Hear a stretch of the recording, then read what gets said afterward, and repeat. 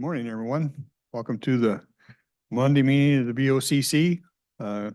Commissioner Mortensen's out today, so you're stuck with Dennis and I.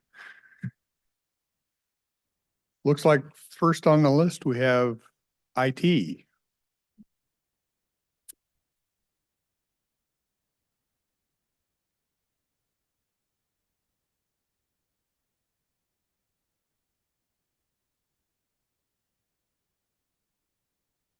Thank you. I'll give you the time.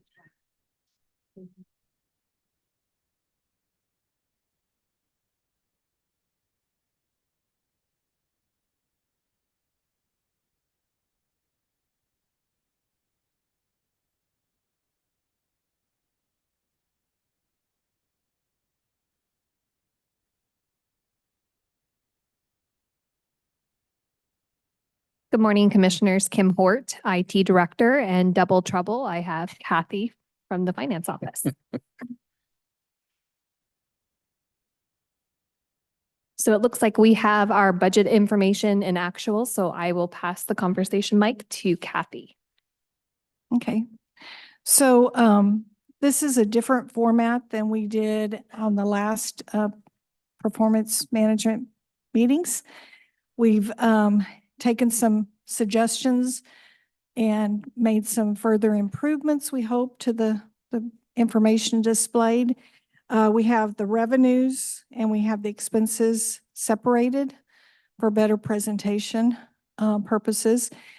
We have the numbers for year-to-date actuals for the current year shown, and we have some indicators to help you look at those quickly. The green arrows means it's a favorable indicator from prior year. You're at exactly the same time, pretty much year to date. So that's 3 months into the year. A red indicator arrow means it's unfavorable, but it's probably, in most of these cases, it's insignificant because we don't have that much of the year completed. So those are indicators of like the first 3 months of 2023. Versus not 20 indicators of where we are in budget, which is No. fine. Yeah. Right. It's indicators of actuals compared to actuals of prior year.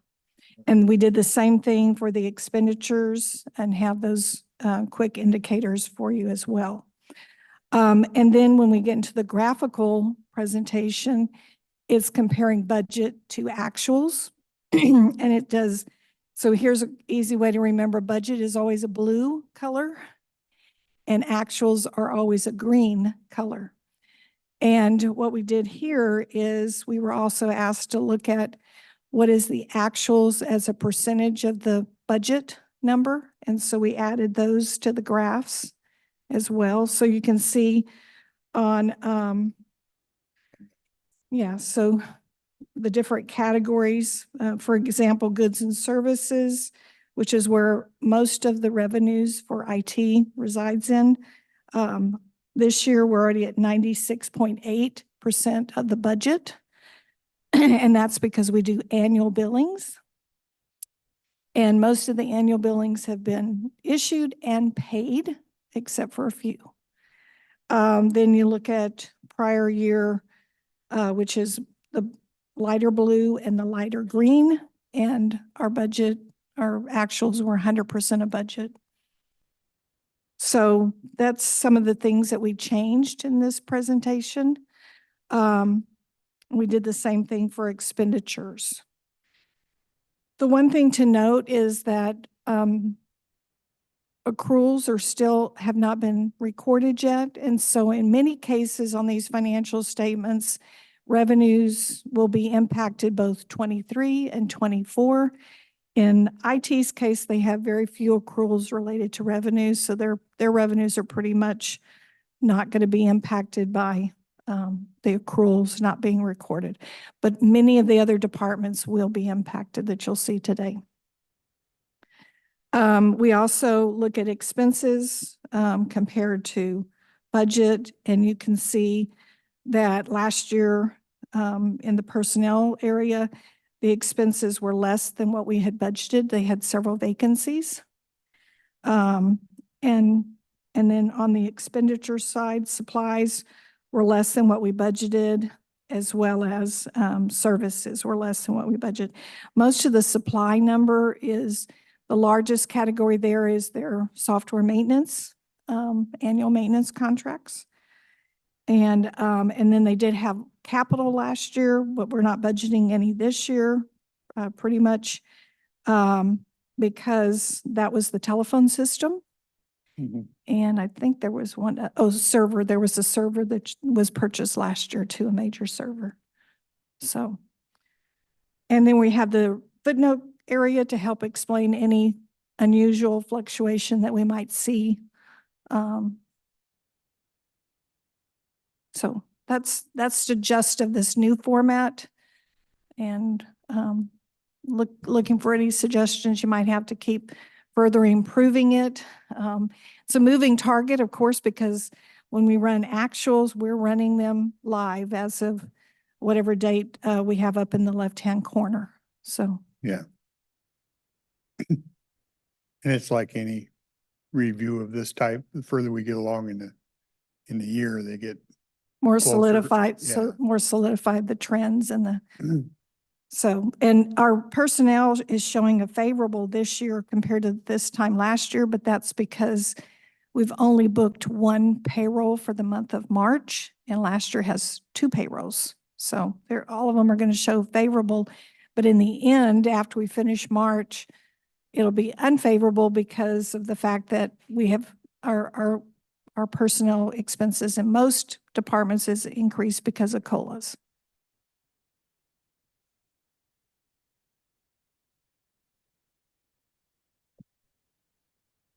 one, just because it hasn't been my experience, no capital, but nothing in capital for this year. IT is,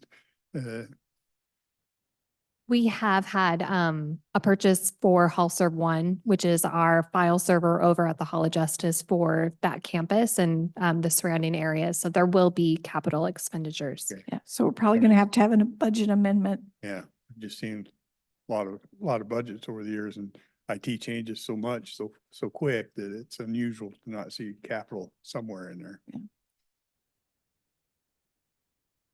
And we didn't present they have a reserve account, and we did not Right. present that right now at this time. So this is just their normal operating account.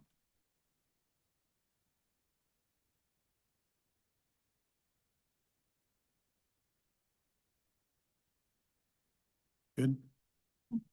Any other questions? I'll let Kim continue her presentation. Looks like we're good.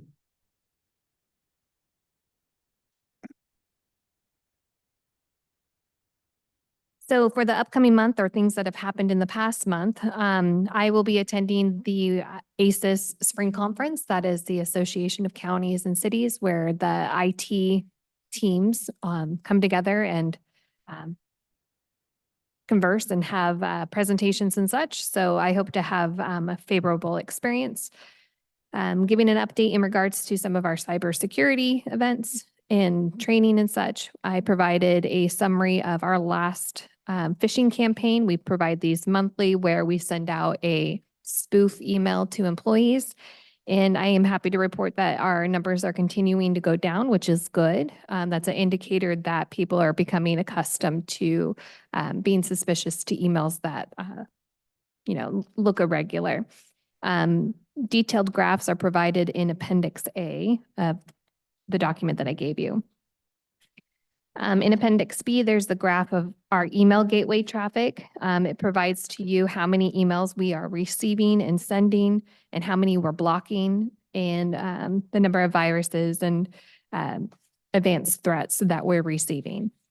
And it only takes one. So again, I appreciate our staff being aware and taking the time to be cautious with emails. We are rolling out additional patches, so you may get alerts on your computer again with Microsoft patching. They're becoming rather frequent, so just giving a heads up on that again. And then our NIST 2.0 cybersecurity framework was released, so the IT team is reviewing that. This is a standard that provides security benchmarks and framework and guidelines to drive our cybersecurity goals from. Any questions thus far on the cybersecurity category? We're continuing to work on the Hall of Justice Court Security Project. We have gotten a final sign off from the internal services and court security teams where they've made recommendations on the proposals. And then our total project budget is $264,000, with a good chunk of that being a grant from the Association of Courts. These are the cameras and stuff. Yes, this is primarily going to be infrastructure for door locks. So this is like key cards and kind of replacing the systems that we have now, plus a few additional cameras. I know we're working on, or we're looking at possibly a little bit of reconfiguration. Does any of this get impacted? Do we know? We took that into consideration and luckily, no. This is a scalable platform and Okay. we're focusing on the exterior security. So, and then kind of working our way in and up through the building. Okay. Server room updates. We are still working on the large network switch that was also purchased through grant funds last year. Lance Hollinsworth is our lead engineer and he's doing a phenomenal job. And he's also giving a great training opportunity to Hunter Reeves, who's picking up a lot of knowledge from this project. We are working on our Hall Serve 1, which again is our central file server for the Hall of Justice.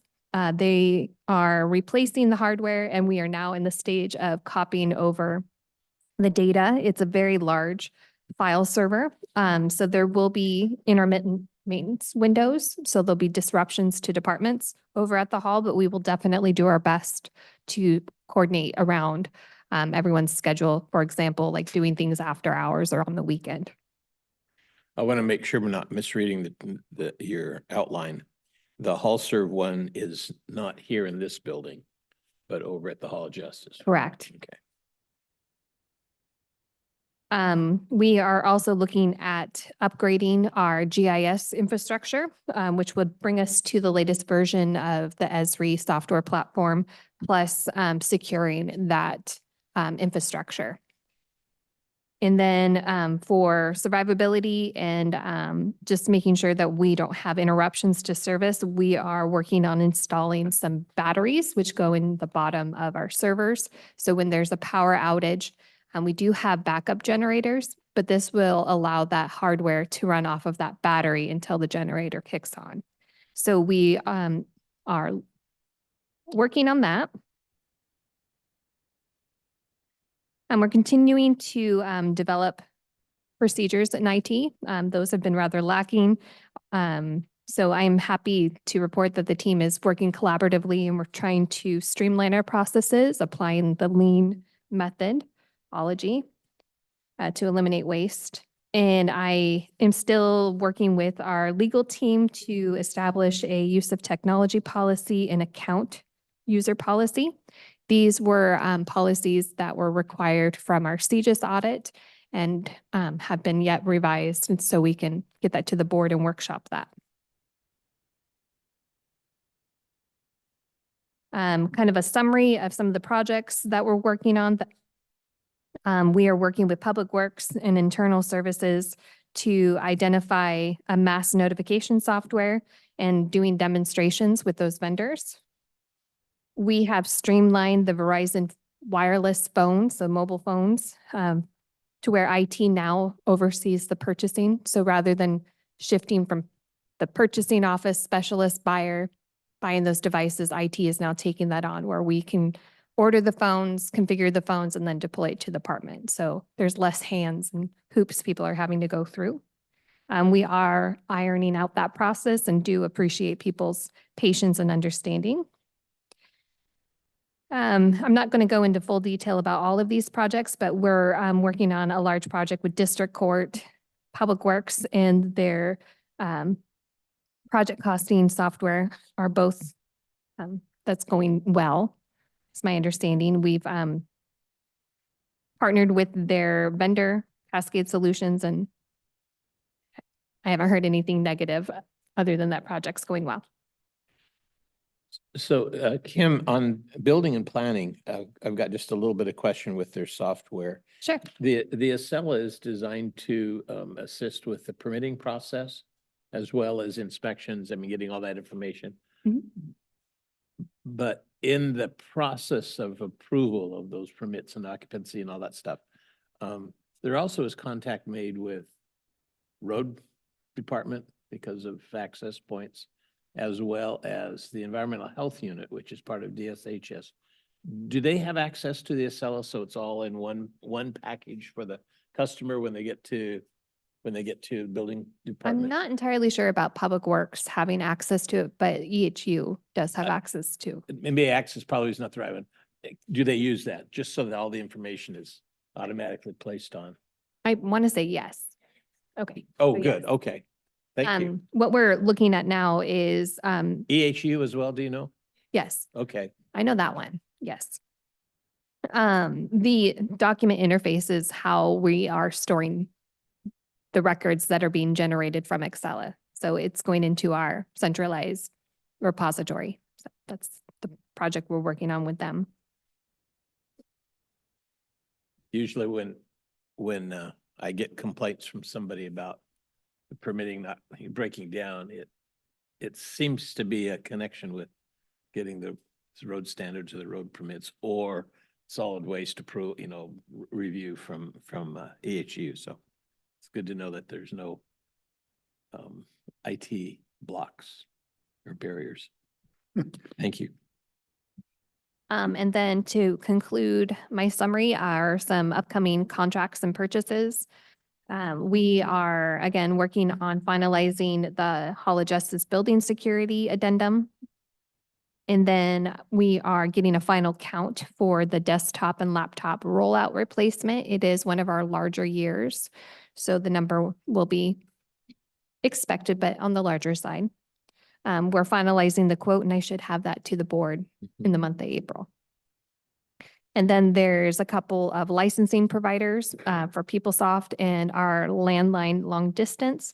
I'm working with legal on the master license and service agreement. So hopefully those two will also be presented to you in the next month.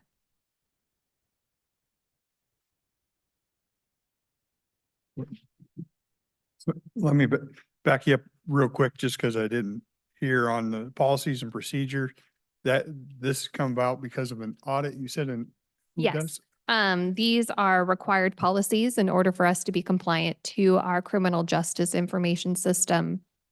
And who does the audit?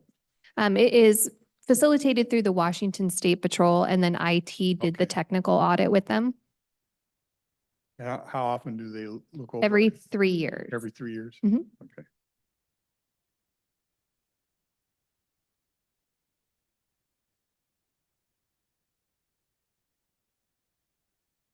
And we did pass our audit. They took the draft form of the policies. I just want to finalize them and present those to the boards as actual resolutions. So they gave us a pass but they had some suggestions, obviously. Yeah, okay. Staffing status, we're fully staffed, or we still have vacancies, or? We have 2 vacancies right now. And so we are working with HR to clean up some of the job descriptions and present a office layout and training strategy. And how's the work getting done? Ending. We Yep. have out of class pay. So we have people stepping up and doing overtime or out of class work, or we're having to delay some development projects. Thank you. Any other questions? I made a comment about hearing complaints from constituents. And I always have to be mindful of the fact that we usually only hear one side of the story.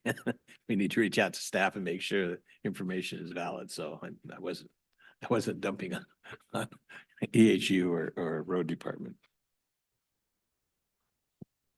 Good. Thanks, Thank you. Kim. Roads.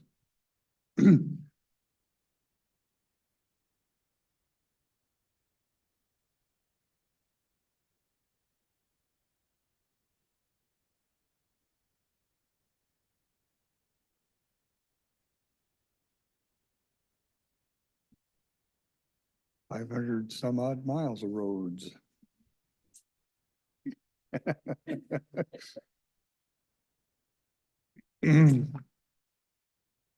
Kathy, we should just have you sit right here. Let's just stay the whole time.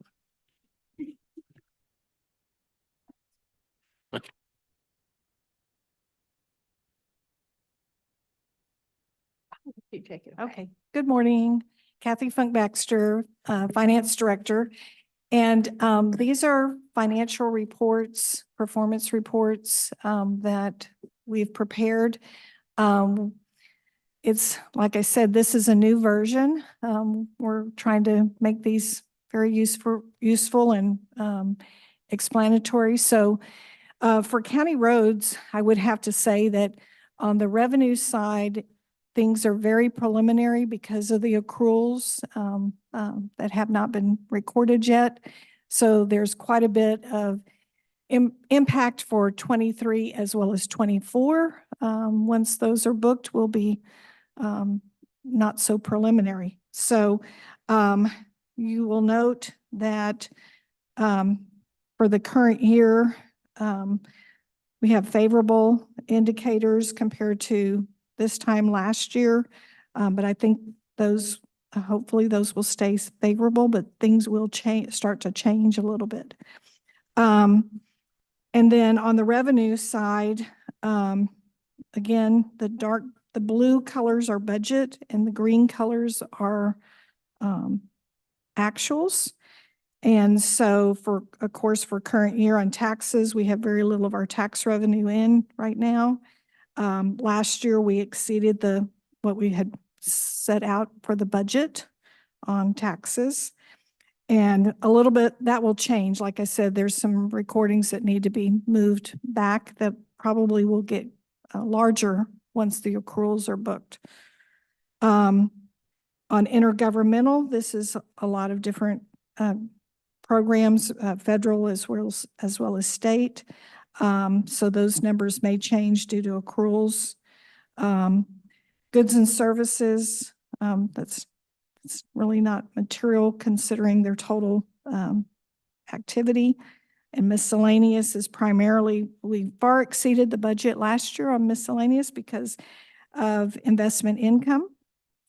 And then other financing sources in this category are primarily related to ARPA. For the current year budget, you see a little over 5 million budgeted, but that's related to ARPA projects. We don't anticipate, in talking with Sean, we really don't anticipate all of that ARPA money being expended in 24, but we went ahead and budgeted for the full impact of it to provide them the flexibility of budget capacity. On the expense areas, we have all favorable indicators for this year compared to 3 months of last year. When you look at budget, the bar graphs, you'll see that we're on track this year for almost all of our expenditure categories. It's just 3 months into the year. And then the personnel for last year was less than budget. And then also all of the other categories except for supplies was less than what was budgeted. Supplies, I think, fluctuates greatly depending upon what's occurring. So far, good trends and on track, looks like.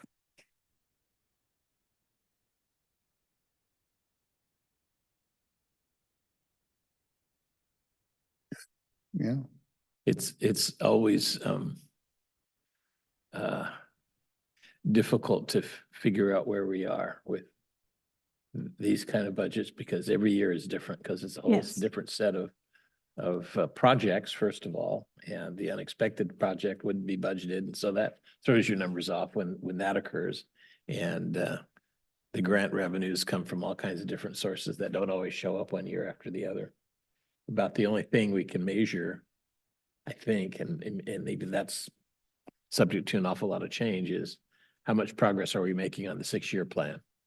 And even that is still subject to availability of funds from sources that we don't necessarily have control over. We can ask, and you do a good job of asking, so. Like when a Rock Creek blows out. Yes. Any other questions for the financials? I think we're good. Thank you. So I thought I'd give y'all a little update on our construction program this year as kind of one of our performance review items. They didn't think I was funny with the first review I wanted to say, so we're not going there. So 2024 construction project status is what I was going to go over. So we have I love the title of your first page. construction project No. status, Next one, the first page. the rollover. Construction project, that is a rollover. It's a That's just, rollover. that's funny. So that is actually Ostrander from this fall when we were setting the beams on Ostrander Bridge. So I thought I'd put a nice under construction project in there for us for this year. So on the next page, I put on our 2023 rollover projects, and those are the projects that we started construction in 2023 and we are finishing up this year. The Kath-Lammet slide repair, which is what is on the right, that is probably about 90% complete in that photograph, is now completely complete. And then we have the Ostrander Road triple box culvert. We got the final lift of asphalt down last week. Now we're waiting for another dry window to put in our striping. They're finalizing the cleanup and the planting, and that project will be complete very shortly. So that's always nice when we get things tidied up for the public. So we'll move on to the big projects for this summer, South Cloverdale Road, Confer Road intersection, and South Cloverdale Road reconstruction. We're anticipating, we'd like to go earlier, but we're looking maybe September. 90% of the right-of-way is obtained. It's a $6.1 million project with $250,000 coming from the road fund. And yes, I have made progress with my environmental question that we discussed earlier. We have gotten firm direction from WashDOT on what we need to do to get it approved, and we are working that out while we're getting that last property. So we should still be on track for that September bid date. It's the tire dust issue. The tire dust issue, exactly. We come up with, we have enough property to treat enough to make it possible. So we're doing a design on that, and it won't require obtaining any additional property. It just won't be vacating some of the road bed that we are not going to use in the new roadway. So we are proceeding with that, and as long as right-of-way goes, we should be good to go.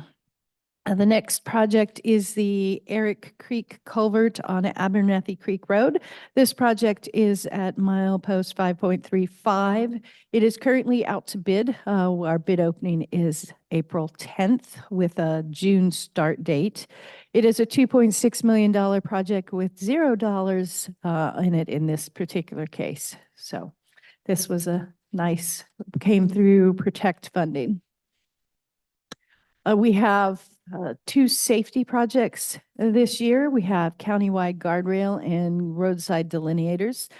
These are, the specs are at 95% complete under final review from WashDOT. So we should be advertising an opening in May. It's a $650,000 project with $60,000 of local money. The predominant this is all new guardrail. This is not a repair project. This is guardrail and locations that are on our hundreds and thousands of location lists that we're going to add guardrail in our system. The next project is Dyke Road reconstruction, the milepost 3.05 to 5.32. So that's from about the scale house down to where we stopped the last project. This It's is Dyke Road in Woodland. West Longview, No, this is Woodland. Woodland's Dyke. Woodland Dyke Road. And it's a $2.1 million project with $500,000 local match. That is coming from our CRAB partners. Slag Creek Road repairs, this has been on our 6-year plan for a while. And because a lot of our projects are bidding late this year, so we have their match available, and I moved this project forward to go into construction this year. We're going to call for bids in April. We have all the right of way.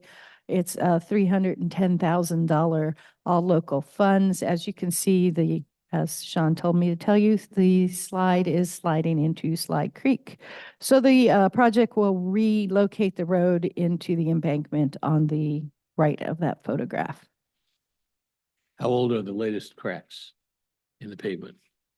Have they been there for a long time, or is it active? It's an active slide. It started activating again in 21, and we have not had to move those delineators, but any rainstorm can reactivate that, so we might as well get it done when we have the opportunity. These are 2022 flood damage repairs. The Hazeldale Road milepost 1.78. That photograph is a picture of the temporary repairs. That's some ecology block that we placed to hold it up. This is going to be replaced by a retaining wall. It's 600,000 approximately ARPA dollars, 300,000 road fund dollars, and that will be going out to bid next week. We're calling for bids on April 2nd. West Side Highway, milepost 4.08. We're going to call for bids in June. This is about a $500,000 project with 100,000 of local dollars in it. The other is ARPA funding. Kalama River Road culvert replacement. This is at milepost 2.04. We're going to call for the bids in April. Our other Kalama River Road, our road crew did, but due to the depth of this particular project, they did not feel comfortable doing this project. So we're going to go out for a construction contract. It's about a $200,000 project, just over $200,000 project. I take it this is not Kalama River, but an unnamed creek. This is an unnamed creek that discharges to Kalama River, The correct? most common name for creeks in Cowlitz County, unnamed. Unnamed, yes. Got a lot of. We have several fall advertisement projects. So the Allender Road Bridge replacement, that is WashDOT funded. Rock Creek Culvert, the Tower Road, replacing that temporary bridge, which is what that photograph is of, and then the Pleasant Hill Road Culvert replacement. And that is a FEMA funded project. And the last page is our 2024, our standard maintenance projects. So we are doing a chip seal program this year. We're going to go out for material bid in April, $1.8 million chip seal program this year. Our overlay, also an April bid, will be a $2 million project. Striping, $700,000. That's a May bid. And we call it our unit guardrail repair project. So we do this as a rolling project over a 2-year period.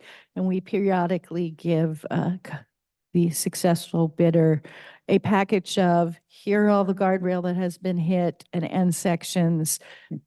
Please go fix them. We get a bid price for those items that's good for 2 years. So we're estimating our first round will be about $500,000 of what we currently have damaged to go out and repair. Any possibility of getting that parking strip along this building overlaid? It's going apart. Over here, that would have to be through facilities or the city of Kelso if it's the part of the roadway. I can't tell. Looks like an old patch that's kind of all worn out. Yeah. I think it's almost open to the ballast now, but underneath, so. Rain, freezing, potholes happen. Yeah, the pothole would freeze thaw. Till I started seeing your presentations, I didn't pay a whole lot of attention to guardrails. Now I notice them. These are like bumpers in a bowling alley. I mean, Oh, yeah. it amazes me. In our last contract, they went and they fixed one at the intersection of, I believe it was Bond and Powell. And they were down the road a piece, a day and a half later. And they were like, hey, remember that one you just fixed? We need to go back and do it again because it was already hit. And they just spontaneously occur. Nobody knows how it happens, right? Yeah. Yeah, I got from Castle Rock High School to my house is like 4 miles. And I know this is state highway, but there's 2, 3 sections that are just, I don't know, I don't know how they hit them all the time, but they do. It's You amazing. said it's close to a high school. From Castle Rock High School to my house is like a Yeah. 4-mile span. Okay. And in that 4 miles, there's 2, 3 sections that are just wiped out. Young drivers do have a tendency to be learning. Learning, yes. Yeah. And no, my vehicles aren't scratched on the side. I did get, and this kind of surprised me on the safety projects, the signs and stuff. I don't know if we all got from some, and I don't have it right in front of me, so I could be a little bit wrong, but was complaining about some signs that were put up. Yes, we are currently, and I forgot to include it in that, working on I missed one of our rollover projects. So it's a rollover from last year. It's our curve warning sign project. So they are out currently installing signs. Commissioner Mortensen had forwarded an email to me about someone on Green Mountain Road, I believe. Mountain, Yes. blocking his view of the river or Eh, something. We've blocked a view of the Columbia River, and we place signs on his property, and it's just going to cause more speeding. Curve warning signs are supposed to be for the drivers that don't drive the road regularly. And it's a low cost run off the road avoidance safety measure, and they are all within the right of way. And I have never seen research, but it may be out there, that says when you put up curve warning signs, people drive faster. That was his hypothesis in the email I received.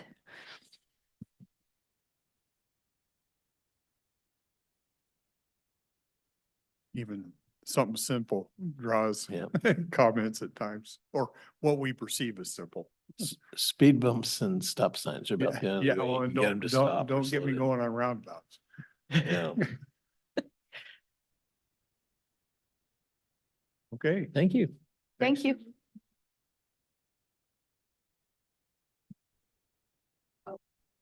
Sean's mouthing to me I forgot to ask you guys. Well, on Wednesday, we ran out of time. So this is a miscellaneous non-performance review item.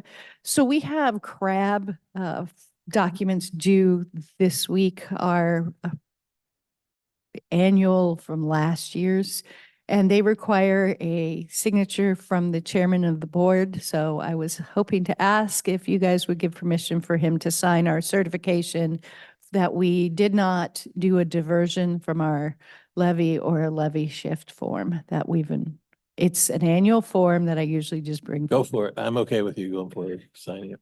Okay, thank you. It will be DocuSign like last time, so it will magically show up in your inbox this Yeah. week. That's convenient, but sometimes stuff shows up that's not supposed to be there yet. It always Really. throws me off. Yeah. Thank you. Okay, thanks. Health and Human Services.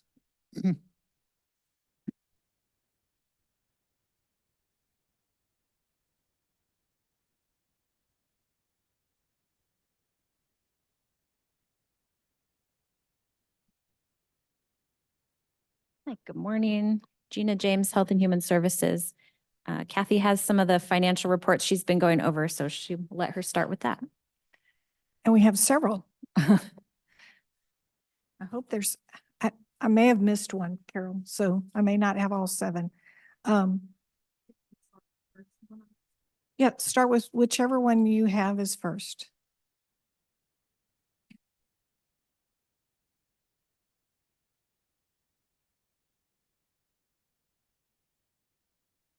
Okay, so we have, the first one is Human Services. And so this one, again, a word of caution, because there are taxes and intergovernmental, the accruals have not been booked or recorded yet. And so they could have a dramatic impact on the numbers. So I'm hoping we'll see some stability after those are booked. But for the most part, we're showing favorable trends this year compared to last year, the same time. Intergovernmental is there's really hasn't been anything recorded so far. And so that's showing unfavorable, but I don't think that that's accurate. And as a percentage of last year, everything looks, it's actually very close. Like, for example, taxes is 98%, but that's going to change once we've made our accruals, I'm sure. And then intergovernmental is showing greater than budget, prior year budget. And the same thing is true for miscellaneous. So nothing major there. And then on the expenditure side, we're on track. We have favorable trends showing there compared to this time last year. And our prior year budget versus expenditures, we were well within budget for all of those categories. Current year services on these, you'll notice that for the current year, it's a fairly high percentage, being that we're only in March, but that's because most of their services are interdepartmental charges, service department charges, and they pay those on an annual basis. So they're already paid. You might have said this, but are these coming to us at the end of each quarter? Or on a quarterly basis, or are we monthly, or where are we at? We can run these monthly. What we're anticipating is as performance management meetings happen, we'll be running So- these so for if they're that scheduled department. Every quarter, then we see them every Quarter. quarter. I'm just, Mhm. so the next time around, would we expect all these accruals to be accounted for? Depending on what time of the month that they come up. So the accruals that I for, mean, like at the end of April, yes, at should the all end of, that stuff be done? yeah, the majority of accruals are done. Revenues, they accrue based upon what's received in the first 90 days. So yes, April should be the month that we see most of this solidify. Mhm. For now, okay. So Kathy, these charts that we're beginning to present, are they available to the public? We're not, Accessible if, yeah, we're not posting them on any website or anything like that right now. so, and one of the reasons I'm asking is this is a campaign year and we never know when candidates want to get some background information.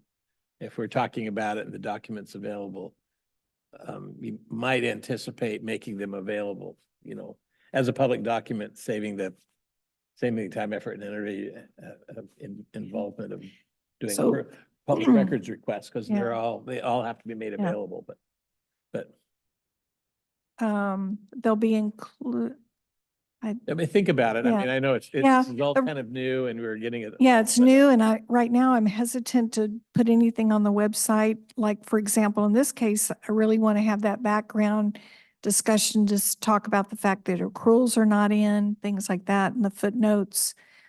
We're trying to do our best to gather all the footnotes, but we also are because we revised these several times last week, Right. we didn't get to spend the appropriate time with the department to discuss them and have an interaction as far as having good footnotes that they have an input into as well. So I think once we get on a regular schedule and we get these more quality controlled, checked as well, then I wouldn't mind putting them out on the website. So another thing that might be reasonable is just to say, these are all working documents, or you can. label For them as discussion drafts or purposes whatever, only. But quarterly, kind of have a quarterly document, Right.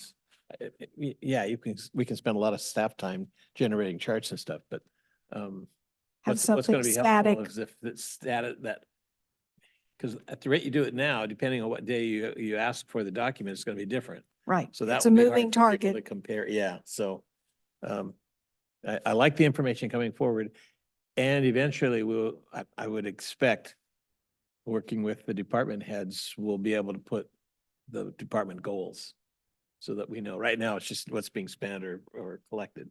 you know, which is good information, but And these, it's difficult to know if we're making progress toward the goal, if the goal is not listed. so. right.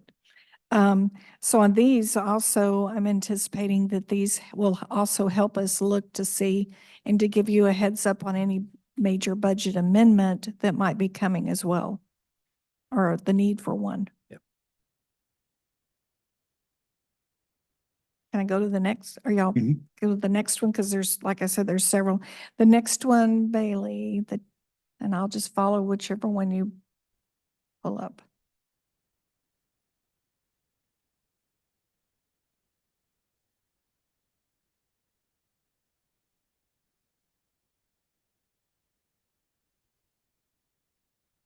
Okay, substance abuse.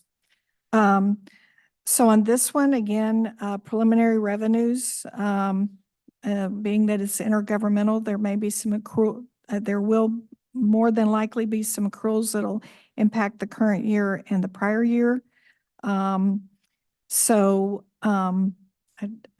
there's a really, has very little, the majority of their activity is intergovernmental on this one. These are the pass-through grants we get from the state, right?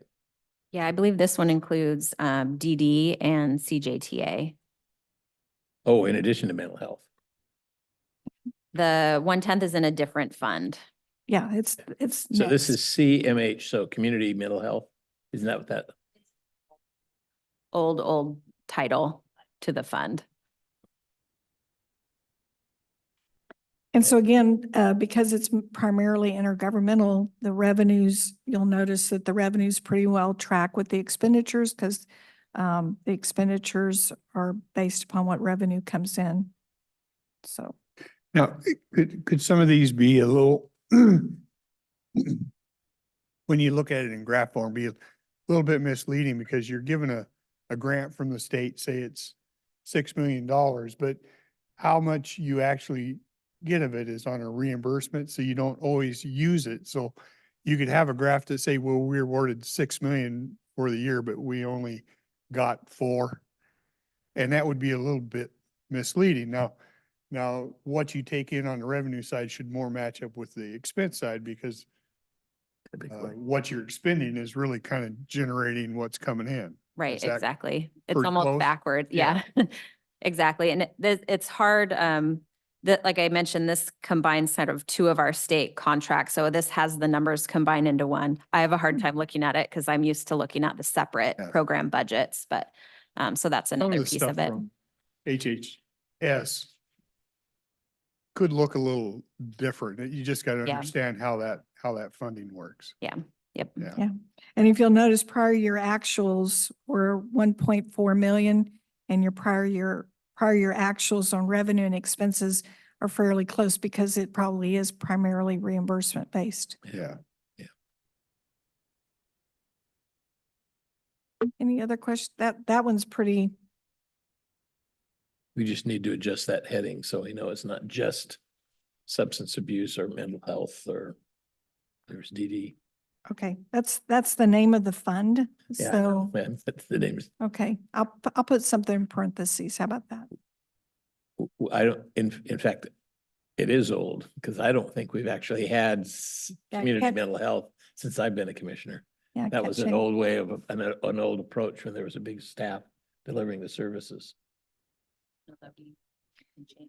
Yeah, I don't know that we can change the title of the fund. You might have to have a parentheses That's, on the backside. yeah, known as. Yeah. Oh, No one else. code, Yeah.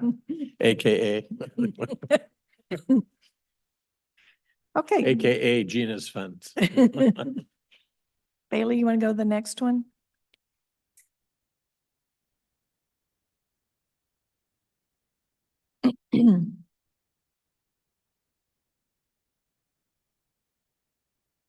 Okay, and this fund is actually where the mental health tax is coming in. Behavioral health, mental health, behavioral health taxes are coming in. You'll notice that this year's budget compared to last year's budget is significantly less because of the sunset of that tax. And we also are showing that in the graph that last year's revenue actuals exceeded our budget. And so then miscellaneous is primarily investment income on those funds. Expenses, when we move over to expenses, we're showing that primarily the biggest part of the expenses are transfers because most of the departments consuming these funds are in the general fund.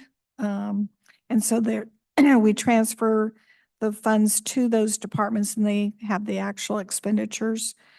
There is going to be one change budget amendment that's going to impact expenses, and that has to do with the professional contract associated with the sheriff's office for the mental health professionals. And instead of using a third-party contract, they're going to now have those expenses in the sheriff's office. And so that's going to be a budget amendment that's going to be coming later. It's pending till we had all the final numbers. So again, expenditures as far as transfers, last year's was right on track with what we budgeted. And so far this year, there hasn't been any transfers basically recorded yet. So I assume that will be a catch-up fairly soon when the departments submit their request for reimbursement.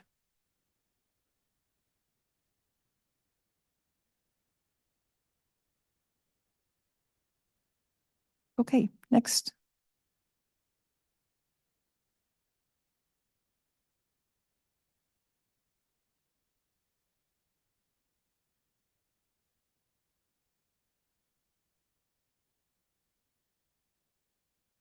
Okay, Health Department.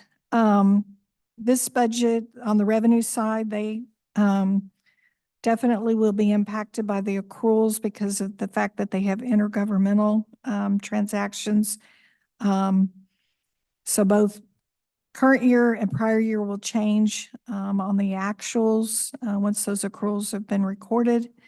They're showing several of these as unfavorable, but I think it's just a matter of the timing. And on the revenue side, what other things? I don't have any other footnotes. On intergovernmental, it's showing that we've received quite a bit of our revenues. I'm not sure, but I think these are ones where you receive the revenues up front. And And if so you don't use them, you send them back. have to return them.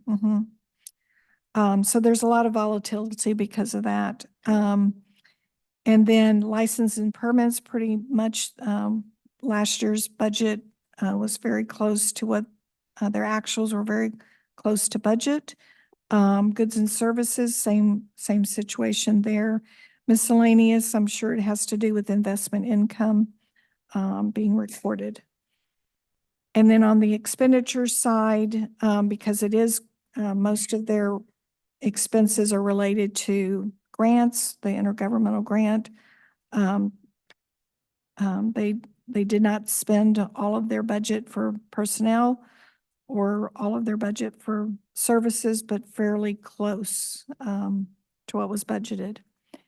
And I don't really, I just know that intergovernmental is up on our budget this year, but so are our services are also expected to increase as a function of that.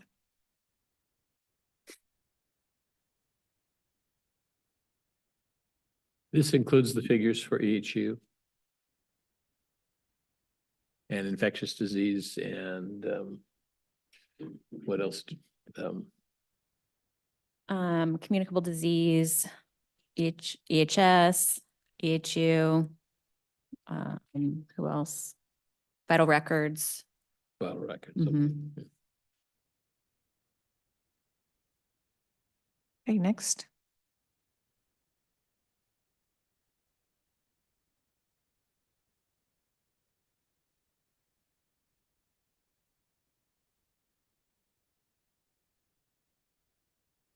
Okay, low income housing.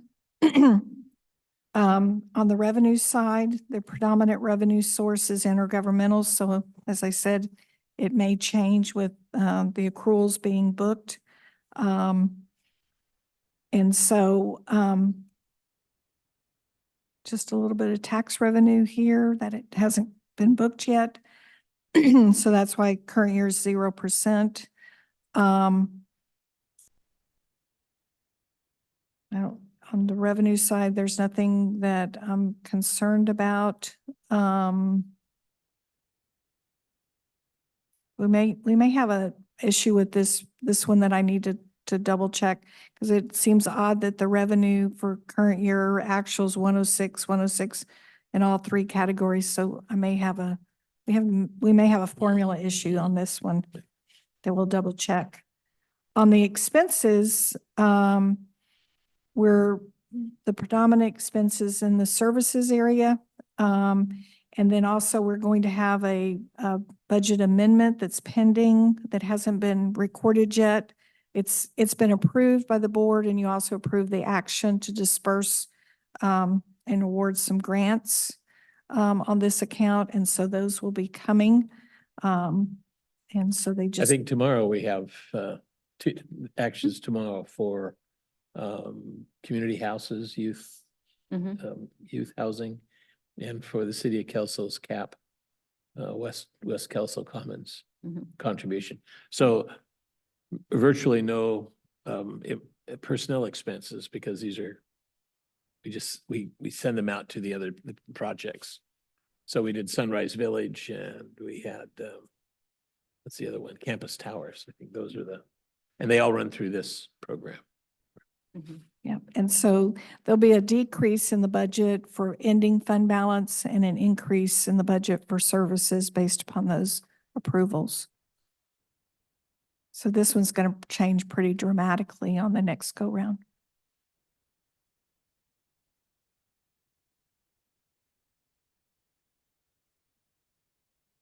Any other questions on this?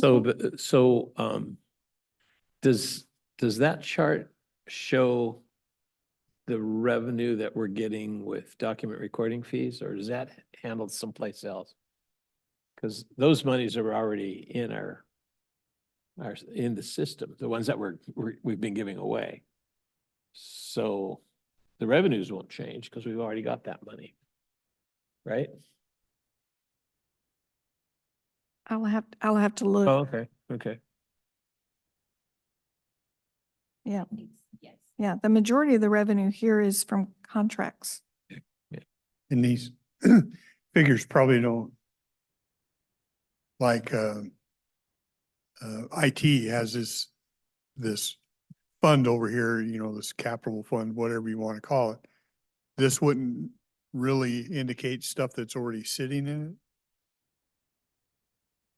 I mean, if you have a block of funds that are sitting in an accrual account or whatever. Yeah.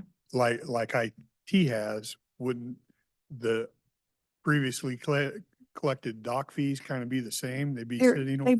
They'll be sitting in your ending fund balance if they haven't been expended. So we have them, but they not necessarily would show on like this year. Right. And that's one of the amendments. We're going to reduce ending fund balance and increase services to make those disbursements. Does that make sense? Yeah, it does. I'm wondering if It's it hard. makes sense to have a fund balance part on there just to show so yeah, we know, I keep going back to IT, but we just talked about it. We know we can see what IT has going on for this year, how they looked last year, and this is their fund balance that's accrued. I don't know if that makes sense or not. So on the expense side, the ending fund balance helps depict there's $4.7 million right now. Oh, okay, so It's it's on showing in there. Showing. All right, okay. That's where the narrative ends up. Eventually, the narrative becomes very helpful in decoding. Yeah, decoding things. Okay.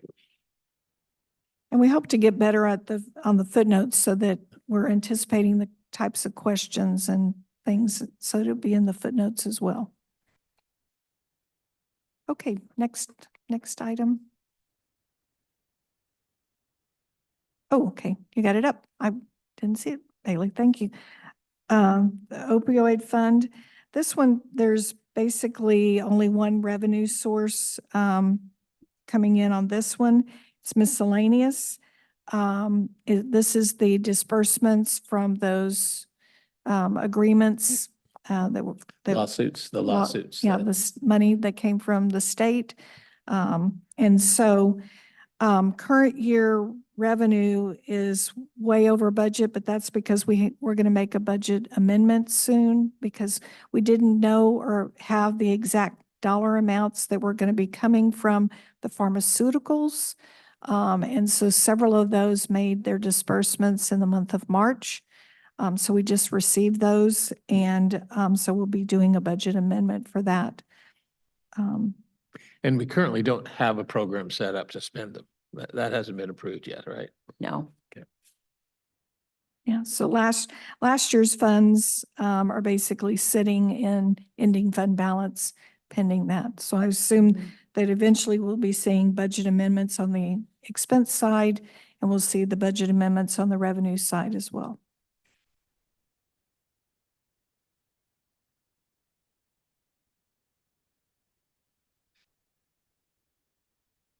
That's it. And I probably I missed one. I'm missing veterans. Oh, I that's knew I was missing one more, but I couldn't remember which one. So we missed veterans, sorry. Okay, And veterans is one with a huge ending fund balance that they, right around 800,000 roughly, give or Yep. take. Yep. Yeah. Okay.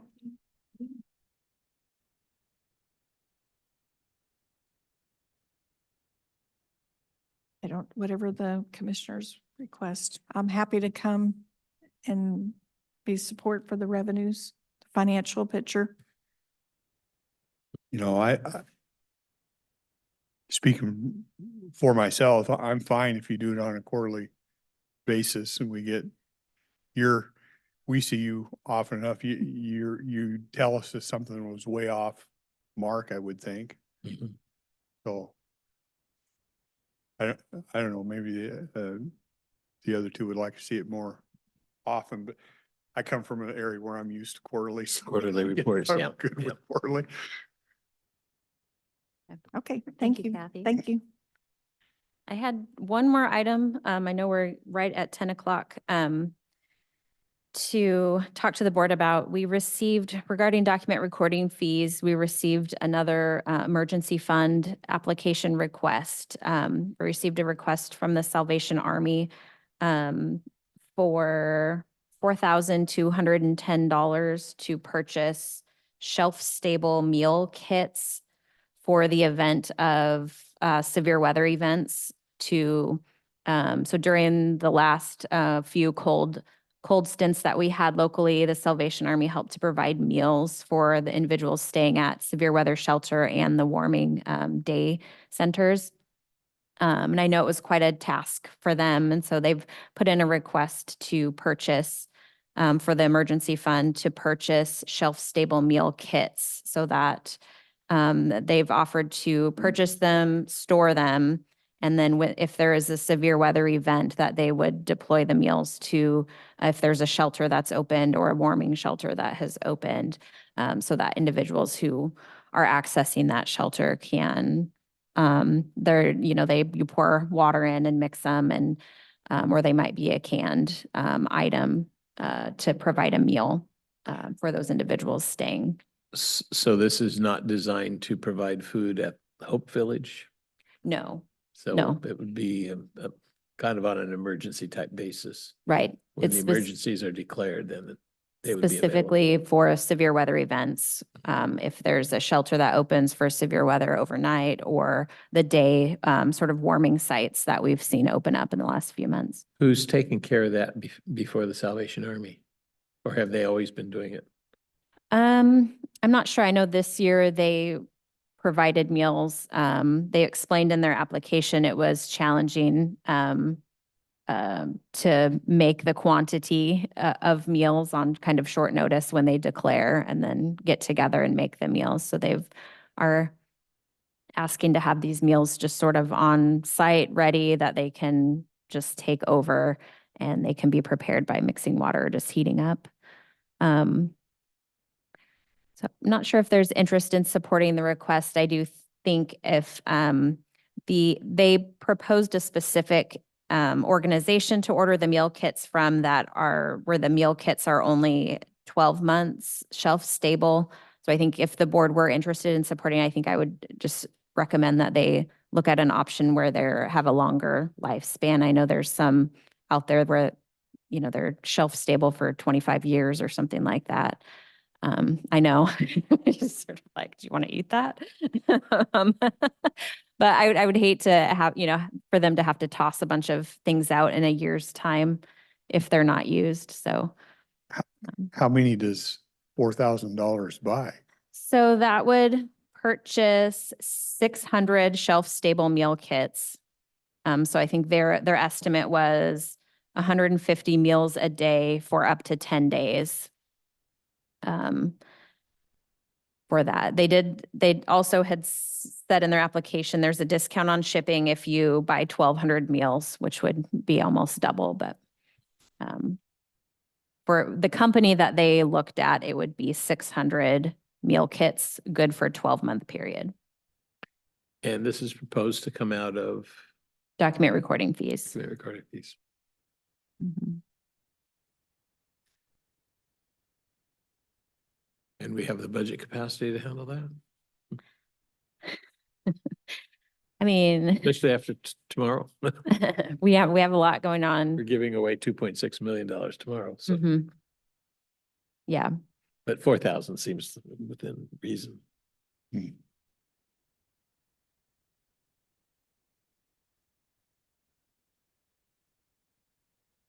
I might have to mull that one over, because Sure. I keep wondering, I know it's an emergency, but we have a gap kitchen, I'd rather pay somebody to come in and fire up and do hot stuff if I could. Yeah. Probably gonna have to think about that one, Okay. Gina. if that's No okay. problem. Let me know if you think of questions later or want more information. 600 meals, 600 meals. $4,000. Yep. Wow. I'll okay. send over the application and the items so you could take a look at it. Yeah.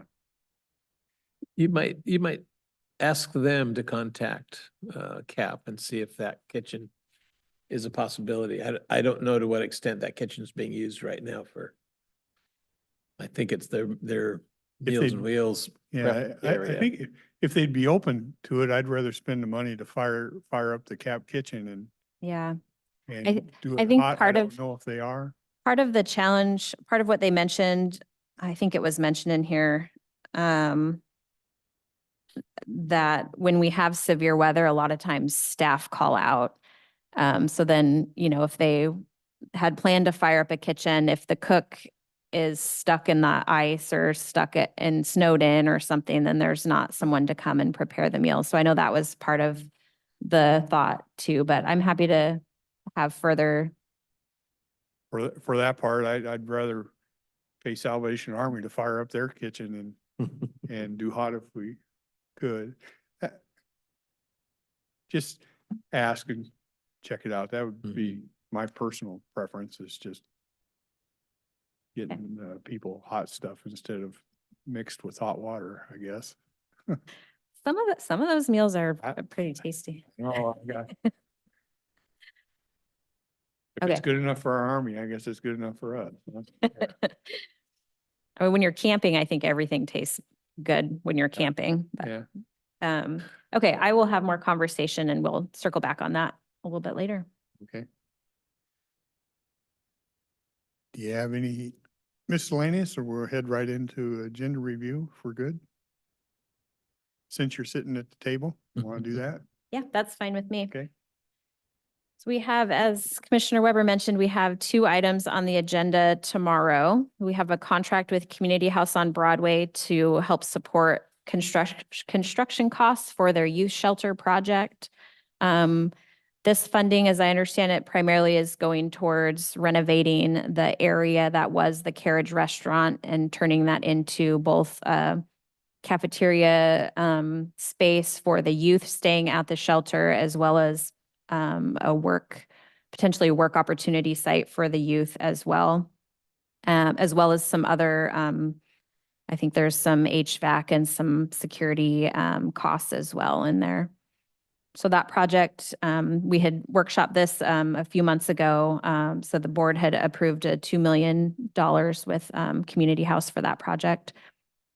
The other item is a contract with Lower Columbia CAP, who is helping with the construction of the Catlin and Maine project with the city of Kelso, working on that project. This one, they had come and shared information. I think they've been to the board a couple of times sharing information. So the board had approved $695,000 to go towards that project for that as well, going towards those affordable housing units. So those are the two items we have on the agenda for tomorrow. Is there any questions on those two? No?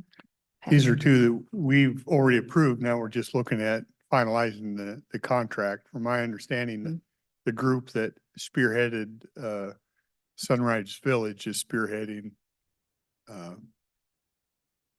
the Kelso project. The Catlin and Maine project. Mhm. Oswa is not the person on this. They've chosen to run it through CAP, but it's still the same group that spearheaded. Sunrise. Community It's pretty much- frameworks. Yes. That the agency. Yeah. Yes.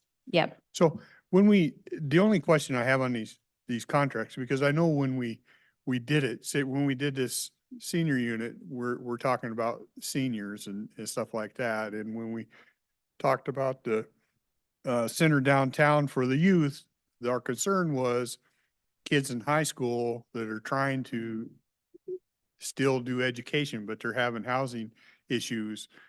How do does the contract kind of keep them on that path? I mean, I would hate to see it turn into a teen drug rehabilitation center or the seniors be out because you got people coming out of jail now that they're finding housing for them. You know what I'm saying?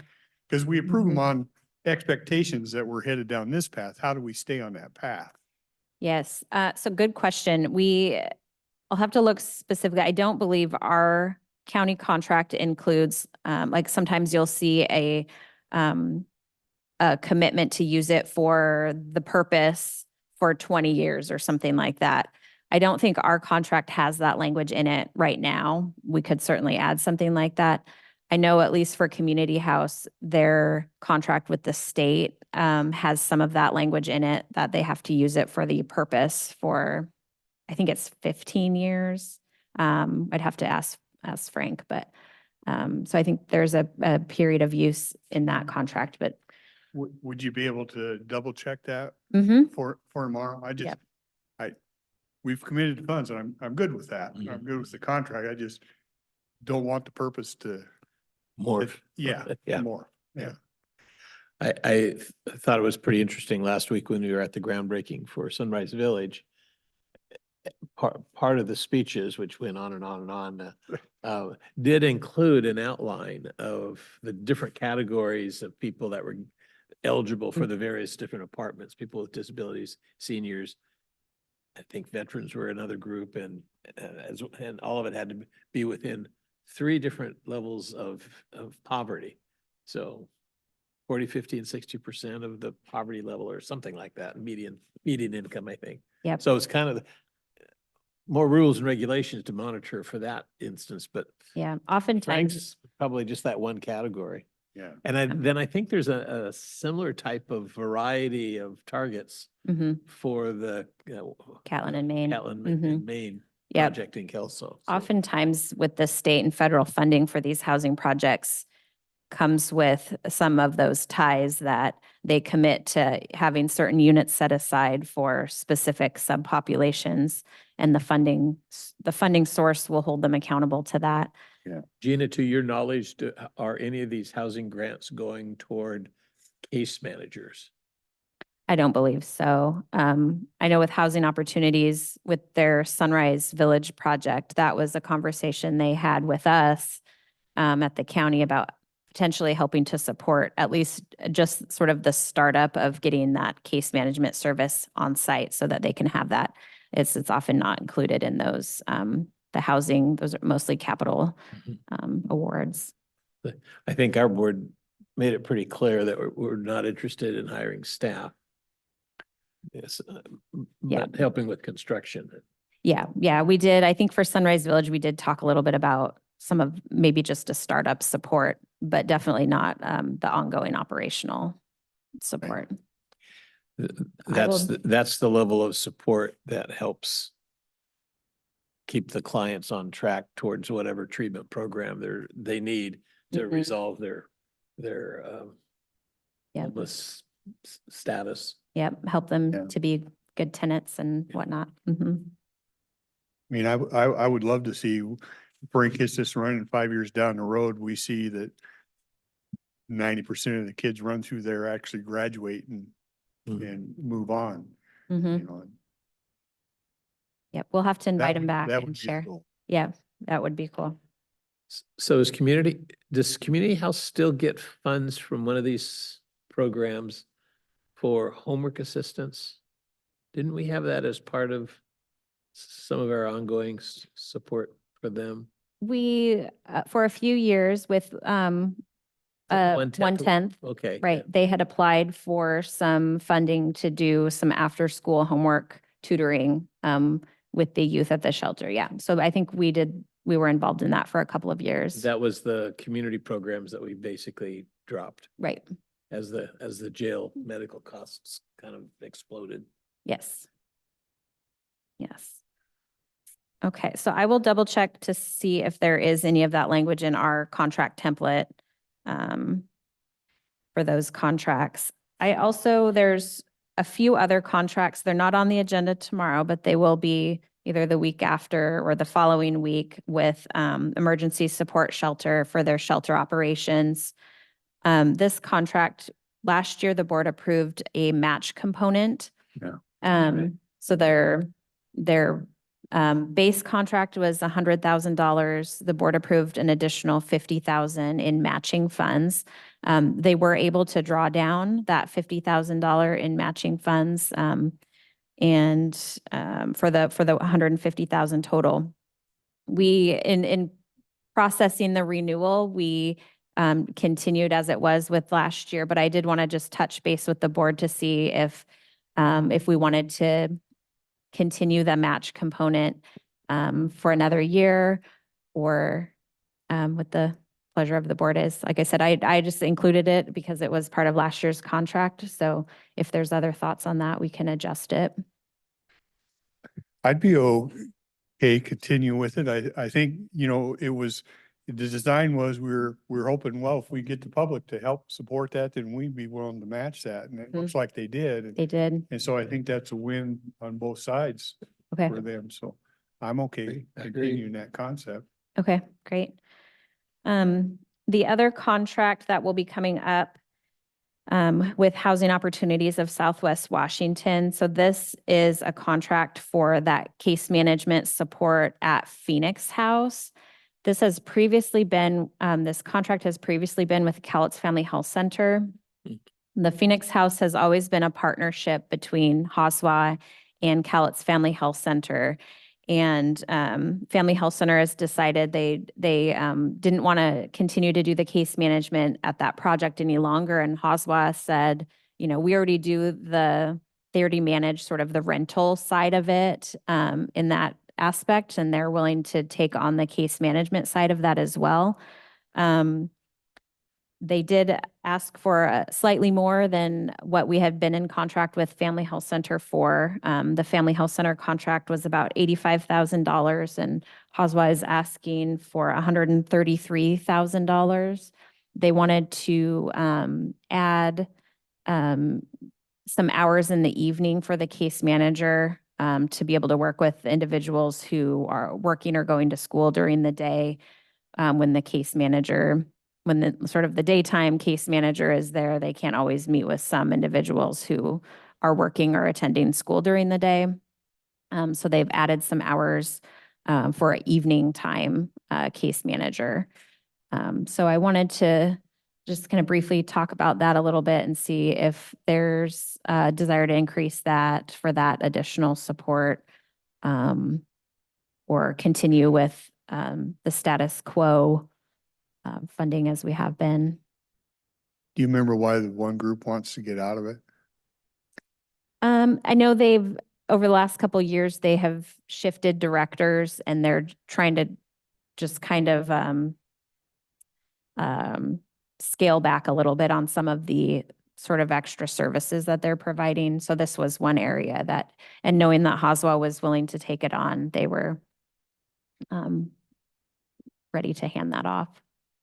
So, It didn't really fit their mission anymore. Right, right.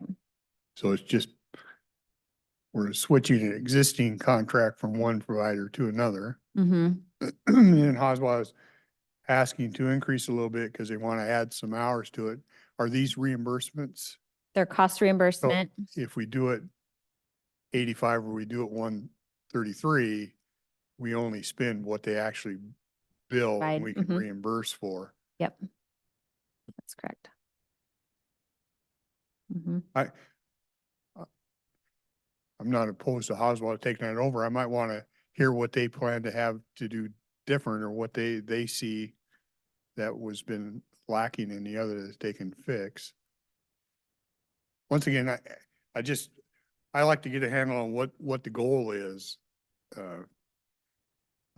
Sometimes, success, they define it, well, if we get this building built, that's success. Well, to me, that's not success. That's just a step. Yeah. The success is that it generates what you expect it to generate. So that's what I would ask of Hoswa, what they expect it to generate and how they monitor that. And again, with Phoenix House, that's not considered permanent housing, but more transitional housing as the women have graduated from drug court. They're reunited with their families and they're in a safe and secure housing to get their feet back on the ground, get jobs, and then move on to more permanent housing, right? I mean, 2 years usually is the length of time that they can stay at Phoenix House. About, yes. About, I mean, it's Yeah. not a hard and fast rule, but Right. yeah, it's not designed to be permanent. Right. So Right. Yeah. I know I'm happy to connect with Hoswa again. I know the additional case management time is what they were suggesting, to have some evening time. I do know, Hoswa was happy to continue with the status quo amount of the 85,000 and continue to look at the needs and if there's adjustments, maybe try to, come back and explain or things like that. So that's another, we could move forward with the 85 and kind of as they start doing it and work through some of that. And I know Jennifer came in and chatted with me, but it's been quite a while and I know this was kind of on their radar. So I did chat with her a little bit about it, but I'm 68.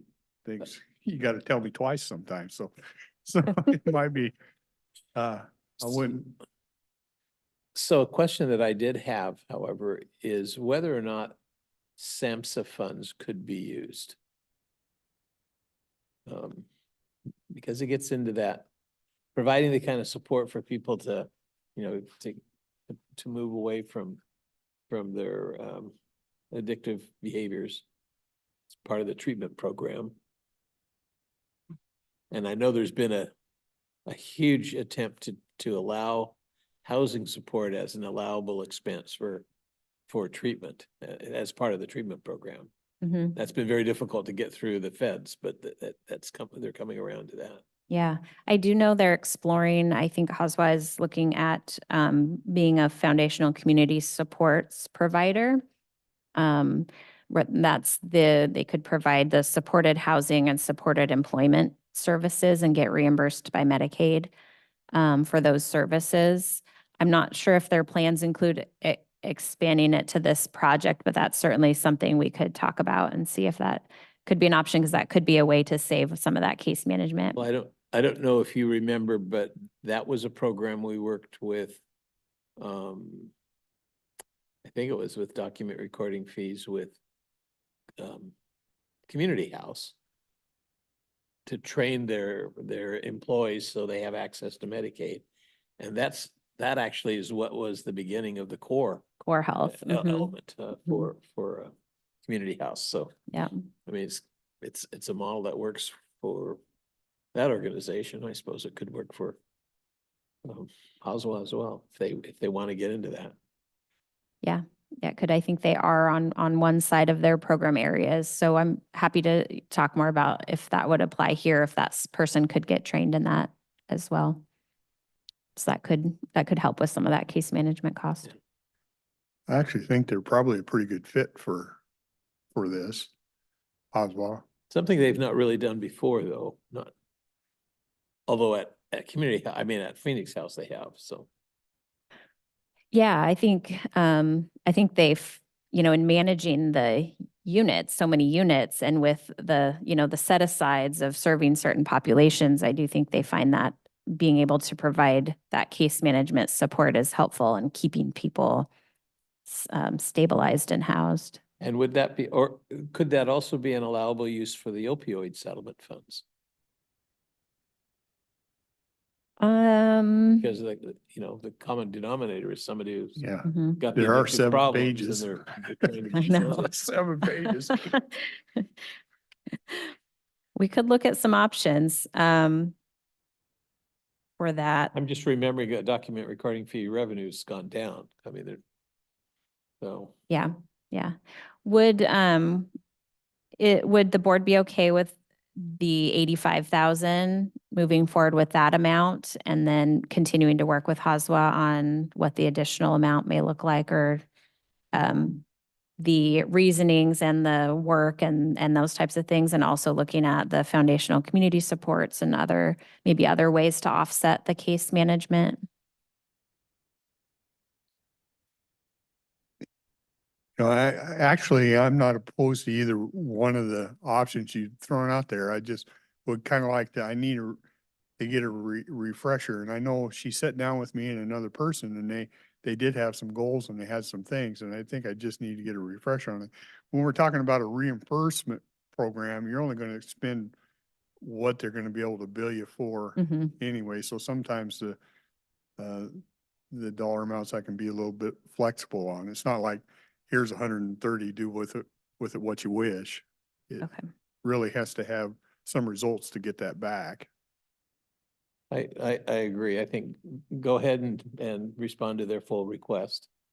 And, you're gonna bring it back to us and we need a little bit more information on Okay. what they're gonna achieve with the evening hours. Okay, perfect.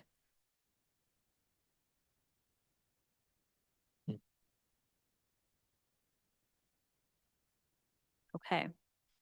I think that was all I had. The other contract that will be coming up too is the Family Promise. We had them come and share, and the board supported, I think it was $40,000. So Yeah. we have that contract ready as well. So that'll be coming in the next few weeks. Has it been about a year since we've seen them? No, it's been a few months. This is a new program for us, though, right? We haven't spent money for it Right. before. Yep. Yeah. Yeah. Yep. So, They seem to continue to struggle to try to get an ongoing program. It's been tough through COVID and everything. yeah. Yep. But I know they're active across the street at the old Presbyterian church. This is one of their locations. Yep. Yeah. And that's all I had on my list, unless you guys, if you had something for me. You sure? That's all. Okay. Promise. That's it. Thank you. See sheriff department on my list, but I think all it's for is tomorrow we have 6 different, or 5 different, interlocal agreements with the local law enforcement for records after hour services. I don't think It's there's just any. continuing the It's just a agreements we've had continuing with them thing. I for a don't few think years. that's a big issue. Yeah, I don't have any questions or concerns on those. So.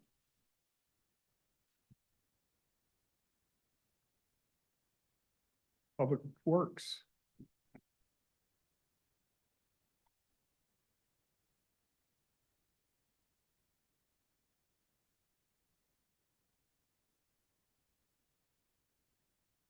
Good morning, Commissioners. Savannah Clement, Public Works, and I have with me Sean Rowe, Finance Manager at Public Works. And so we're going to go over a couple of our agreements we have on the consent agenda for tomorrow. You're going to do what? We're going to go over a couple of items we have on consent. Thank you. Good morning, Commissioners. First one on our list is item number 6, which is a contract usage agreement with the Washington State Department of Enterprise Services. Currently, we have an active agreement with them signed in 2013. They have requested us to update our agreement. This is a service that the county uses quite often, and we'd like to maintain access to those contracts. And so what this is when we say it's on state contract, this is just renewing our agreement with the state, allowing us to piggyback off of all of the contracts that they secure. Just a little segue from this, and we'll also be bringing the board what I would consider a smaller interlocal with Department of Enterprise Services for some of the facility upgrades we're going to be doing this year, next year at the Hall of Justice. So the smaller HVAC unit in the old 911 space, the electrical panel upgrades, and then hopefully our larger HVAC overhaul project, which we hope to start next year. So anyway, so that's just a little segue. So you might see another one here in the next couple weeks, and that's why. So we've had this with them since 2013. And likely before that, but our 2013 was our most recent, which is pretty old. They're just Yep. saying we'd like to have a clean copy. Yep, I'd like to update a copy of it. Okay. Next up on our list Back in the day, we used to piggyback on agreements, Yeah. other good contracts. And then the state said, you can't do that unless you have one of these agreements ahead of time. Correct. It seemed like an unnecessary extra step, but It is another step, middle person step, call middleman. Taking a little bit of control from you, Dennis, a little at a time. Next up on our list for tomorrow, consent number 7 is the contract execution for the JR Stordahl for removal of dredge materials at the Cook Ferry area. And that is a reminder, we did go out to bid on this last year. This is just the Yeah. final step on it. Savannah here is passing out a map to orient you to the area that we're talking about. And they will be paying us $2.06 per cubic yard of material removed with a minimum of 150,000 yards of material to be removed. This contract does go through the end of 2025. is this at the south end of? It is. Yes. So a couple weeks ago at one of our public meetings, we did have a person from the audience who had expressed concern about holes at Cook Ferry and riding horses through that area. That's actually the area she was referring to as the northern part of Cook's Ferry. And we did look into that. I think that what she was referencing, because we hadn't started this yet and we didn't have a contract in place, was just some of the pilot holes that have been dug out there quite a while ago. So we did look into that, but this has not started this project until the board executes this agreement. And just a reminder, the funds from this enterprise will go to parks directly They go to by parks. RCW. Yeah. So we're already kind of gearing up. It's exciting to start some of the smaller projects in this area funded by parks and this revenue. So we've sold dredge spoils before from this site. Maybe Patrick knows, not in my time here at Public Works or the county. So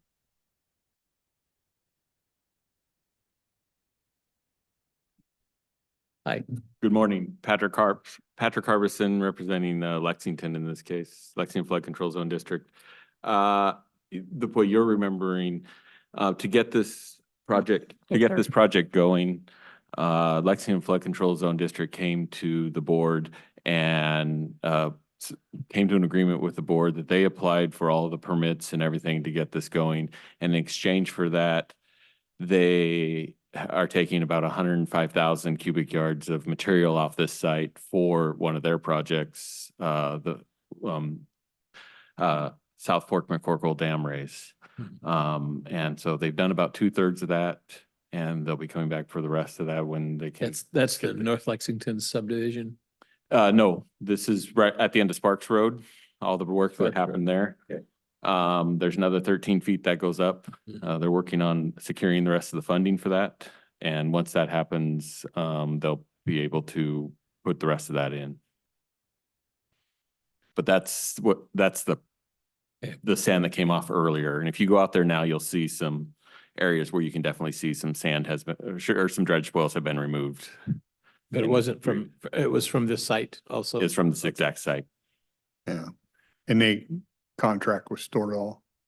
No, the contract on this one, Lexington contract with Nutter, and it was used Oh. as a grading permit. Oh, I got you. Okay. We went out on a tour of park facilities several years ago, and this was one of the sites because of access conflicts with the neighbors. And I'm assuming that's the house that's just off in the lower right-hand corner of the map. 'Cause we ended up putting some big bullards or to block traffic. We did, yes, that's the site you're remembering Okay. on that one. And it's also where the fishing cabins had been. which- Correct. And are they in the picture, or did they all get removed, or are they in Um, various states of disrepair? I'm not sure. The fishing cabins are some private stuff further north. There's some stuff further up Cooks Ferry Road, But they were in the park. They weren't on private Yeah. property. Yeah. but yeah, they're a little further up north. And so there is fishing access on this property. Mhm. We are maintaining that outside of the zone so people can still enter, drive to the waterfront and do any recreational activity down there. That'll be outside of the excavation area.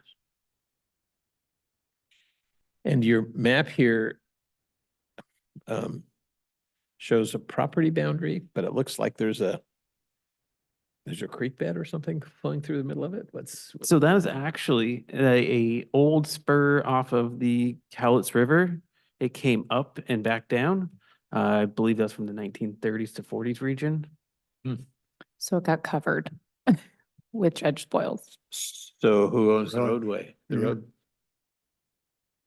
Who owns that stripe in the middle? That's, We do, yes. But you were saying it was part of the river, right? Not a road. It was part of the river originally. that was part of the river. Yes, Mhm. not a road. Down there. It was part of the river. And then, And so DNR must own that little strip or something? It came to us with the entirety of Cooks Ferry. Oh, the map's just out of date. it's an old, it's an old reference to, like Sean mentioned, I think 30s and 40s prior to Mount St. Helens erupting. Thank you. Yeah. So I'm actually going to have Will Tastad, Facilities Maintenance Manager, come up and speak with Sean about this next agreement.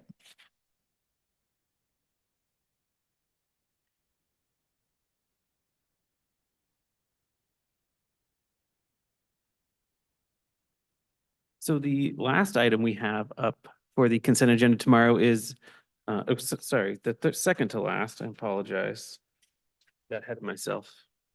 Is amendment number 1 with Edit Architects. Previously, they were known as Collins for on-call engineering and architectural consultation services. So this item tomorrow does officially do the name change from Collins to, is it Edda, Will? Yep. And extends it out to April 30th, 2025. I take it Craig has retired? I think he's still there. Yeah. But with the name change, there's, additional staff as well. He said out to April of 2025. Yes, till April 25.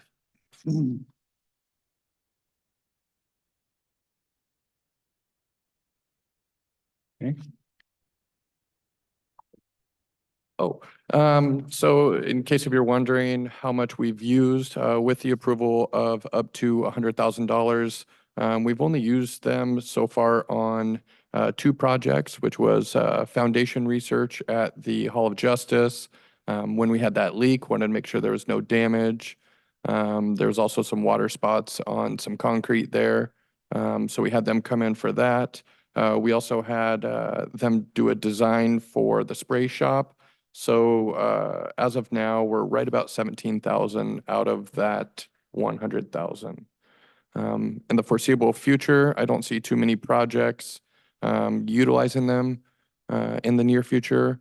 I think our projects coming up for CIP and capital improvements are, we can do the scope in-house. At some roofs, some HVAC. So I don't see that increase coming up anytime soon. So if my memory serves me correct, the original architect for the Hall of Justice was John Crook, a local architect, who hired a young guy out of college called Craig Collins. And so Okay. there's that long-term Yeah, conjecture. me either. I'm pretty sure he was in on that at the very beginning, a long time ago. Yeah. Yeah. And I used to play golf with his dad, who was Yeah. a banker. Okay, oh. Yeah. Didn't Small know that. world. The guy was in his nineties and still hit it. He didn't hit it far, but he hit it straight. He kicked my ass. I think that's useful to know for bankers that they Yeah. get straight. Yeah. All right. Any further questions? But while we have you here. Yeah. I was noticing the patch, the asphalt patch right outside, which is, I don't know whether that's Kelso City or it's the parking lot on that street. It's in pretty bad shape. The potholes are down to gravel. Yeah. And I don't know if that's something that we can do with our own forces with some of that leftover asphalt on one of the overlays, or if that's city right away to the curb. Yeah, we'd have to talk to the city of Kelso and see if that's their right of way or not. But I can look into that if not. Yeah, if it's not, then we can do something about that. It looks like it's been patched just where the parking, it's all angle in parking. And so Yeah, that Yeah, that lane right on the of corner. vehicle is an old patch, but it's just increasingly in bad shape. Yeah, I noticed that when we were taking Or maybe it the was the tree. heavy equipment that took care of the landscaping, but I don't know. It's not it's hard to get that whole, that Third Avenue paved and maintained because it's parking lot, but not parking lot. And Yeah, yeah, we'll look into it. thank you. Thank you. And then for real, our last item this morning on the consent agenda is an interlocal agreement with CDID number 1.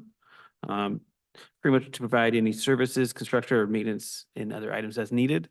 Most of the time, these are going to be signs or rock or things of that nature.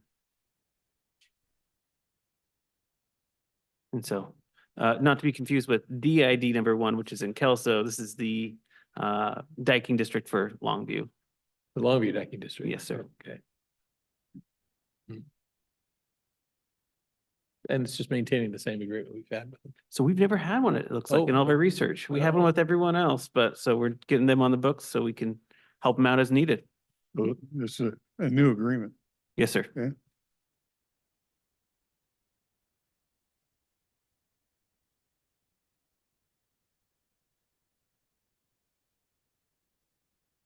So they're providing the service to us, or we're providing the service to them? We're providing the service to them. Okay.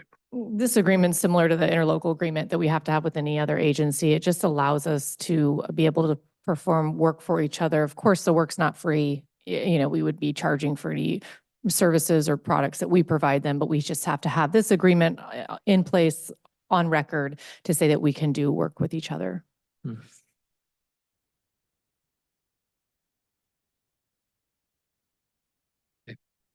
Did that answer your question? Sorry, maybe I misunderstood because I was coming from the, We're just The curious bench. as to why the change, what has changed Oh, with them that oh. they need the additional help? not sure. I think they really just want us to make some signs for them. Oh. Oh. Okay. Simple as that. We should be able to handle that. At a fee, I'm sure. Yes. Apparently there's some curved signs that could be used. That's what I've heard. We can take them out. I think people would like that. And that's all we have. So unless the it. board has other questions for us, Okay, that's it for real. All right. I Thank think we're you. good. Thank Thanks. you. Thank you. Appreciate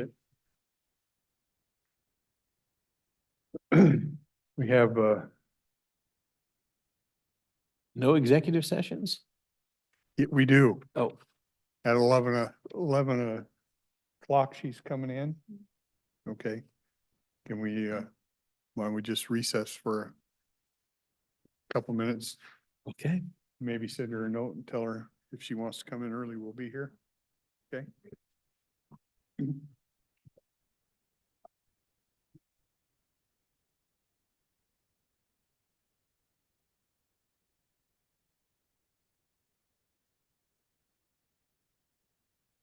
Dennis.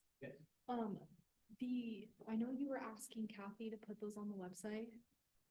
The finance update dashboards, those are on the website, they're just on our side of things. They're on the what? They're on the commissioner's public records folders. So they are on the website. But it was just confusing, I didn't want to enter it. Yeah, so they're just not on the finance side of things, but everything that they present. They're on because they're part of the. Yeah. And that's a little problematic because as you point out, it's a constantly changing chart. Yeah, and every time we get an updated one, it'll So update. we should probably have her put a lot of graph. So the people, they'll take those numbers, in 3 months, they'll say, these are the numbers and you know, Yeah, I would hope, that could be confusing, right? yeah, So. and well, hopefully, because the way it works is we'll upload the reporting with all the attachments, so everything the departments give us, it goes into a folder with the recording and the audio and video files. So hopefully they would recognize that as of this date, that was the thing, but I understand what you're saying also. Hello. Hi. How are you doing? You here for us? Yeah, we have crazy in here. Oh. I saw Ryan peek his head in too. Just now? Like 40 minutes ago, maybe? Yeah, he was here. 4 minutes ago? 40, like, around 10, yeah. He said if he's not here at 11, then he's not. Okay, so I don't know if he has. So we have people coming in.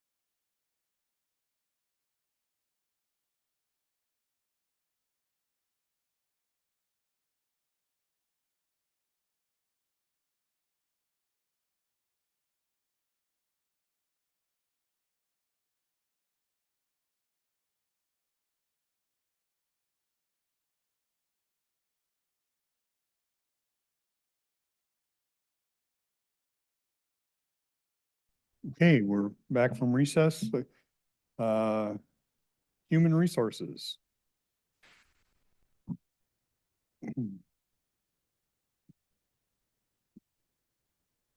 I'm told you're excited you get to deal with this. Of course. Good morning, Casey Hellum, Human Resources. So we do have one request to fill, so IT would like to fill one summer hire position. It's that time of year, isn't it? Yeah. What was the position? It's just summer hire. Oh, summer hire, Yeah. yes. If summer gets here, Kim, It's- if you hire him, You will miss- summer be here? You missed, that a you missed promise? it. It was earlier this month, right? Summer. You used summer help last year, didn't you?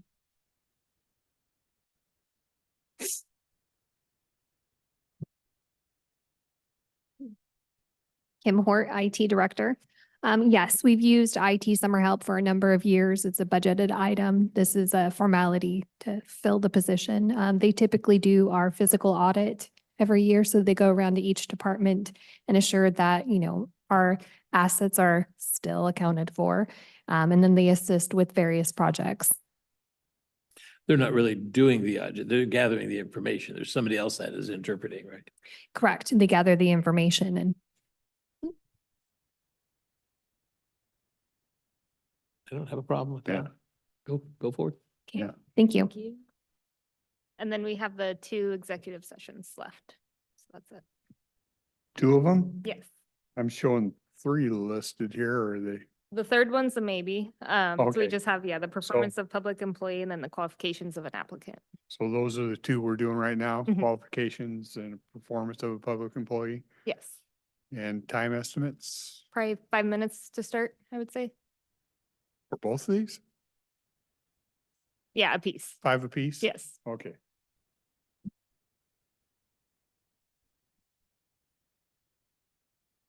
We get those done in 5 and 5. I'm gonna let Jessica know that she's got to speed it up.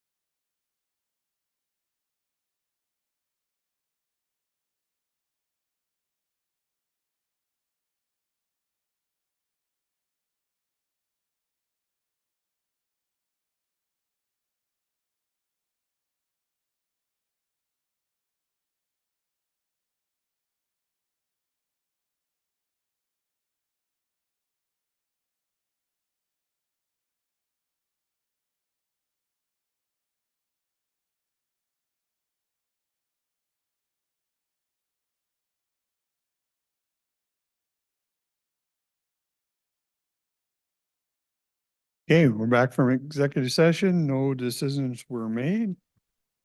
Turn it over to Casey. Okay, so the first request, so it comes from Office of Public Defense, and they would like to start a public defense attorney at step 6. The gentleman with like 17 years experience and a lot of history. Yeah. Yes. I'm good with it. I'm good with it. Okay, and then the second item is from Building and Planning. So they would like to take 2 of their associate planners and move them from step 1 to step 4, effective April 1st. Again, a combination of outstanding performance and education and seniority. I think that's fine. Perfect. Thank you. That's all I had. Okay, Great, thanks. thanks.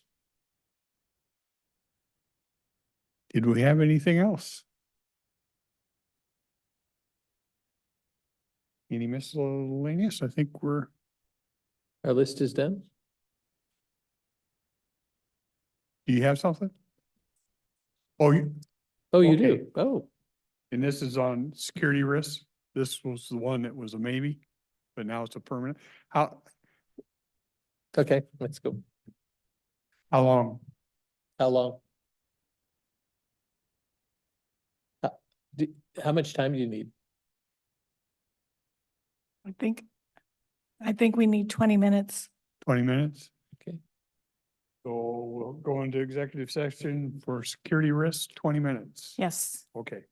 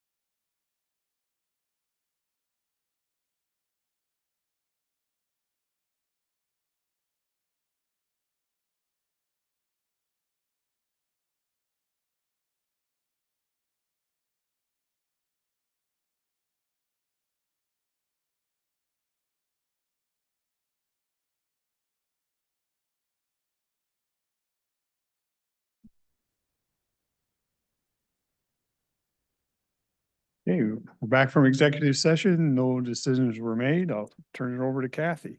Okay, Kathy Funk Baxter, Finance Director.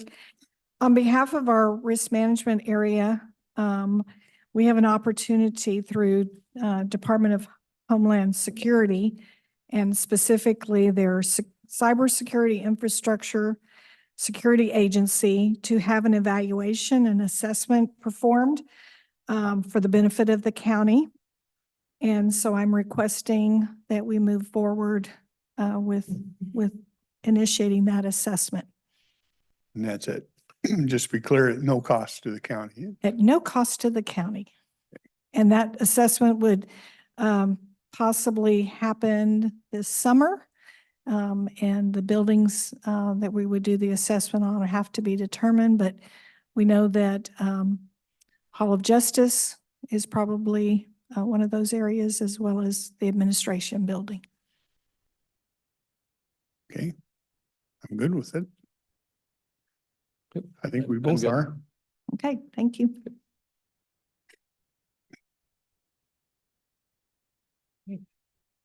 Anything else for today? Okay, we will adjourn. Thank you.